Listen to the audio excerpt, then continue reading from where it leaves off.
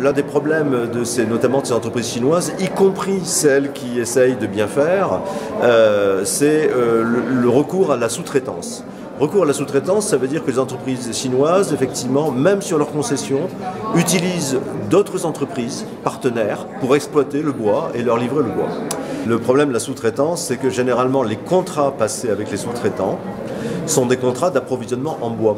C'est-à-dire que les contrats en général, les incitations dans ce contrat, sont des incitations à livrer toujours plus de bois, toujours plus de volume dans un temps minimum. Et ce qu'il faudrait, c'est que les contrats passés entre les entreprises mères et les sous-traitants soient différents.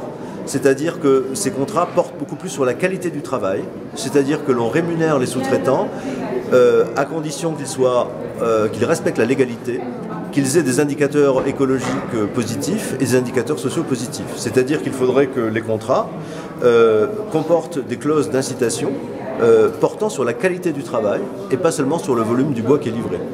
Le problème des sous-traitants, c'est que dès lors qu'ils ne sont payés qu'au volume qu'ils livrent, ils vont faire en sorte de livrer le maximum de volume en un minimum de temps.